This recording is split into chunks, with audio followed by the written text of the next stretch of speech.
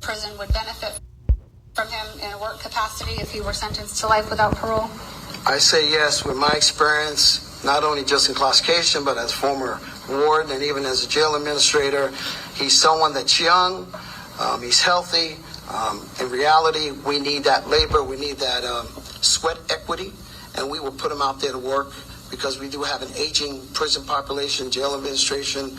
We have that, so we put these young individuals to work and get some sweat equity out of them since they are young and actually can do the work. Yeah, y'all watching that side. Shalom. All praises and honor and glory to Yahweh Shai. All honors to the elders of Great Millstone who rule well, peace and citation to the elect. Another brother's pushing his work in sincerity and truth. This is brother Tamai from James, Toronto, coming at you with another video, right? Today's video I'm going to be talking about the situation that happened between this fool right here and this rapper called Julio Fulio, and everyone is pretty much, if you, in case you haven't noticed what happened, this guy and three other people drove 6 hours to the rapper Julio Fulio birthday party, right? And they pretty much took him out, right? And this has been going on for a while between this guy's gang and Julio Fulio's gang. They've been murdering each other, and they're talking about it in these stupid rap songs, right? So this dude right here, he's pretty much from a classy family, and went down the road of destruction, and now he's doing life imprisonment, right? And the other ones, they're doing I think they're gonna get a death penalty. So the reason why this dude didn't get a death penalty is because of the aging population within the jail or the jails of Florida, right? Because a lot of men are in there, right?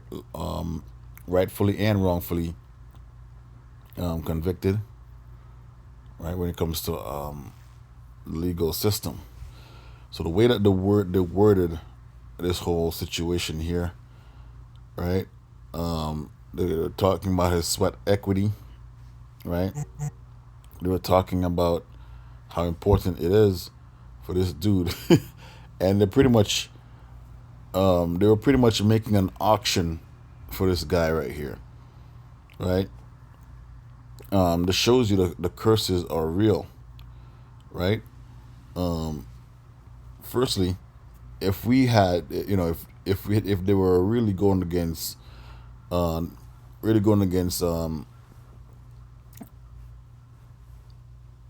laws and statute and commandments, right? So like, yeah, if this world was being ran by the law, statutes, and commandments of Yahweh Shai, like all this stuff would never happen, or even if they do, right? Because Esau took up the Lord's covenant in his mouth, right? And this is the dregs of society. You have these young Israelites murdering each other, right? And Esau using our destruction against us, right? And these men, that's so you know, slavery, so-called, right, which is captivity, we're still in our captivity to this day, right? The beginning of this video was playing it for you, how Esau made this dude right here and the three of his friends, right, put him in the private system, prison system, and you're using them as workhorses, man. Right? The way they were describing this guy, sweat equity and all that stuff. That's how you know these jails are privatized, right?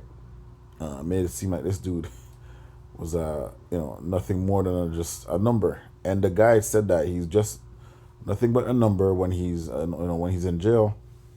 He's gonna be giving a number, and then when he dies, that same number is gonna be attached to him. So you're never free until you're dead. So I'm just saying, Esau, this is gonna be your, you're looking at a glimpse of your future, right? You're looking at a glimpse of your of the way you're gonna be treated in the kingdom. But in our kingdom, you're not gonna have a place to rest your head, a secure place to rest your head. It's gonna be in holes, and in holes of the ground, or wherever we see fit, right? So we're also under these curses, man. That's the reason why these jakes, that's why these jakes are always dying and murdering each other, right? Says your Deuteronomy, and then you can't tell us that this is not our people, man. As much as they try to disprove us not being the Israelites, but these things keep happening, right? The Lord said that this would happen to us as a people, and let me see. This is Deuteronomy 28 and 40 and 41. Okay. Thou shalt beget daughters and sons and daughters, but thou shalt not enjoy them, for they shall go into captivity. Right? For all thy streets, all the trees and fruit of the land shall the locusts consume. Right? The stranger that is within thee shall get up very high, and thou shalt come down very low. Right? We're seeing us as a people right now, the stranger among us, which are licking our sores right now, according to the story of Lazarus. Right? We're seeing them, whether it be Asians, whether it be Japanese, whether it be Esau, right? The people that we're living amongst, we're seeing them right now because we're scattered. We have no place, right? We have no resting place, no true resting place, right? And now we're seeing the curses overtook us, man. These boys are murdering each other, right? And now we're destroyed. Moreover, all these curses shall come upon thee, and shall pursue thee and take over thee, till thou be destroyed, right? Because thou hearkenest not unto the voice of the Lord thy power, and keep his commandments and his statutes, which he command thee, and they shall be upon thee for a sign and a wonder, and upon thy seed forever, right? For a period of time. So this is how you know who we are, because the mark is upon us. Okay, that mark of curses, man.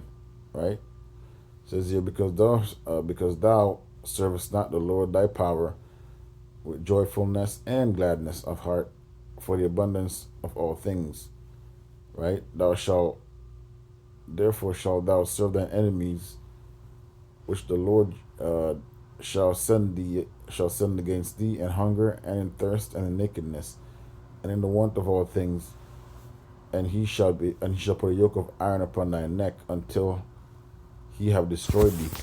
Right? You're not seeing no physical yoke on our necks now, but now it's a spiritual thing now. They don't need those yoke. And now, speaking of yoke, he's gonna be going into jail, man. He's gonna be going to jail.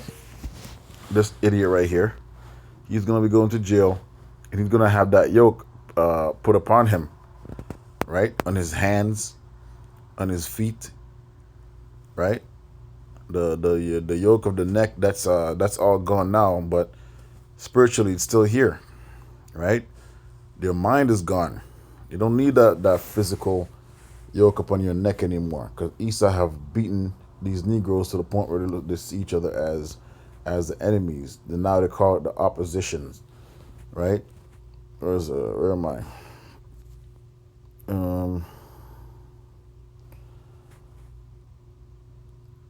I want to get right to the point.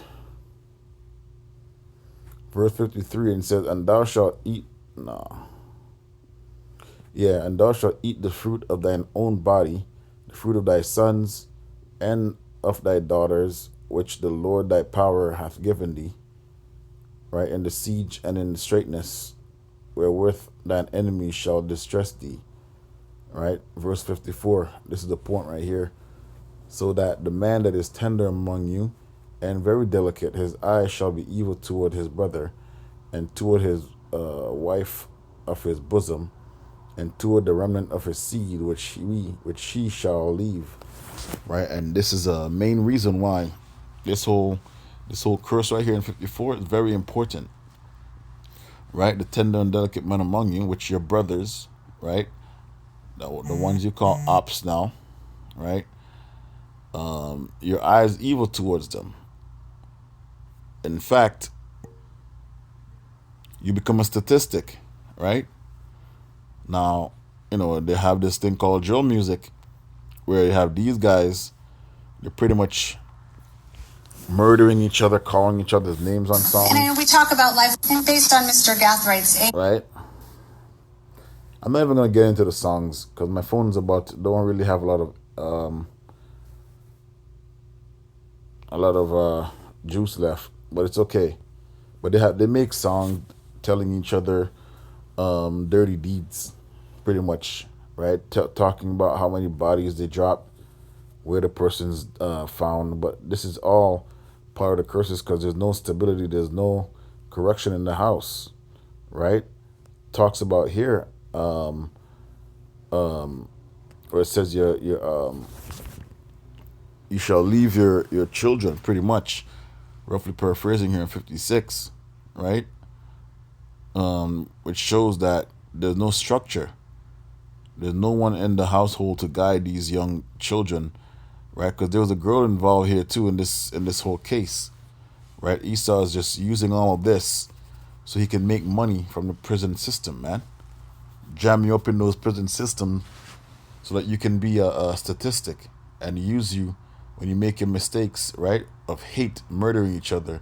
Now you can be used in the prison system. You think Esau wants to put you Negroes to death? No, you're already doing that. So once you accomplish that which you want, which is you murdering yourself, which this is all a psyop, now he can use you for his industrial prison, right? He can use it to work. He can use it to build roads for free, by the way, right? Because you belong to the state property. Verse 57, and toward her young one that cometh out from between her feet, and toward her children which she shall bear, right? For she shall eat them for want of all things, secretly in the straits, in the siege and straitness, wherewith thine enemies shall distress thee in thy gates. Okay. So now, when you this video can go in a lot of ways, right? I have to make part 2 because Esau has to go into captivity for this. So like, I was a little bit choppy in the beginning because I had just woken up.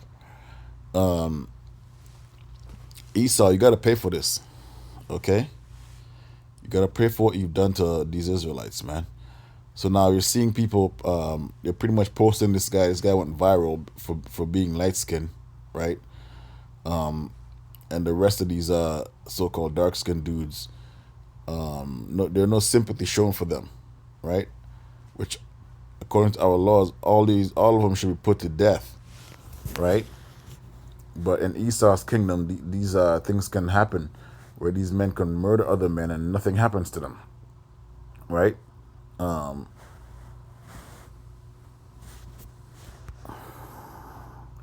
Says here in Exodus,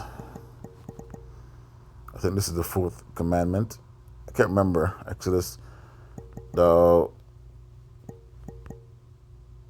shall not murder, right? But it says, "Know ye not murder" in the Hebrew, right?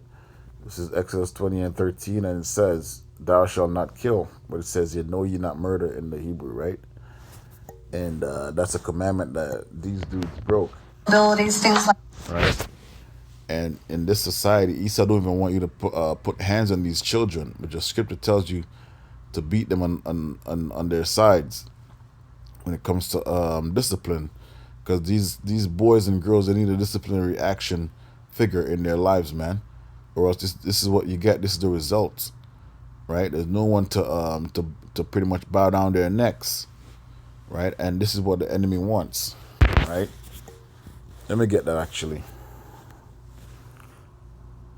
He grieves. This is Sirach 30, by the way. Sirach, I think 30 or 31. Let me see what it says. Yeah, it says here, Sirach 30 and 1. He that loveth his son frequently chastiseth him, that he may rejoice in his later end, right? And not grope after the doors of his neighbors. He that instructed his son shall be praised in him, and shall glory in him in the midst of them of his household. He that teacheth his son maketh his enemy jealous, and in the midst of his friends he shall glory in him. His father is dead, and he is as he were not dead, for he hath left one behind him that is like himself, right? For while he liveth, he saw and rejoiced in him, and when he died, he was not sorrowful, neither was he confounded before his enemies. For he left behind a defender of his house against his enemies, and one that will requite kindness to his friends. For the souls of his son he shall bind up his wounds, and each every cry his bowels shall be troubled. Right? It says, a horse not broken becometh stubborn. It's like a horse not broken becometh stubborn, and a child left to himself will become headstrong. Right? And that's what you have here. These niggas are headstrong. Right? Headstrong. And it talks about in the scripture too, when it says you should stone your son if he gets out of hand. And then now, in this time, people might say that's a little bit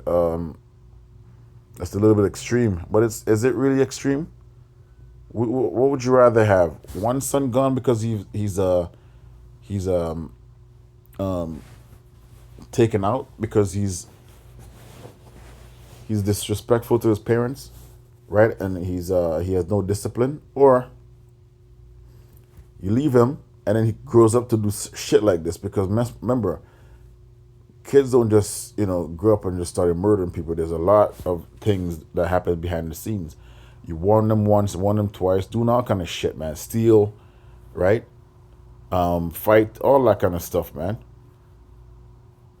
So it's a build up until you get to the final chapter where you put someone to death, right? It says here, the scripture says, "Laugh not with him, lest thou have sorrow at the last. Thy teeth shall set on an edge," right? "Give not liberty in his youth, and wink not at his devices. Bow down his neck while he is young, and beat his side while he is a child, lest he grow stubborn and regard thee not, and so be sorrow of heart to thee. Instruct thy son and labor about him, lest his lewd behavior be an offense to thee." Right? Let me see if there's that's it when it comes to that. And it says here, you have to pretty much instruct your son in a good way, man, in a proper way, right? Let's get Numbers. A stubborn son. But people might say this is very extreme. But then now you have that same stubborn son putting other men to death, shooting other rappers, Julio, whatever his name is. All of them are labeled in this category because all of them should have been put to death, right? But now you have them running around with guns, running around with weapons, right? Having people pretty much in fear of their lives, because that shooting at the hotel that happened between Julio and this guy and his crew, right? Other people could have been shot around, right? Around this whole, the area where all these bullets were fired, man. Like this dude was riddled with bullets, and he had songs, Julio Folio, where with he's laying down on other people's graves, making songs about putting them to death, calling out their names. Him and some other dudes from Florida brothers know what I'm talking about. Says here Deuteronomy 21:18. If a man have a stubborn and rebellious son which not obey the voice of his father or the voice of his mother, and that when they have chastened him, right, will not hearken unto him, then shall his son and his mother lay hold on him, and bring him out in the streets of the elders of the city, of unto the elders of his city, and unto the gate of his place, and they shall say unto the elders of his city, this our son is stubborn and rebellious; he will not obey our voice. He is a glutton and a drunkard.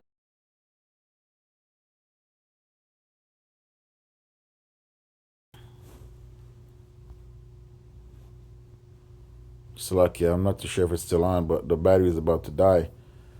Right? Says he's a glutton and a drunkard. But either way, I'm just phone's about to die anyways. So I'll see you in part 2. Right? Shalom.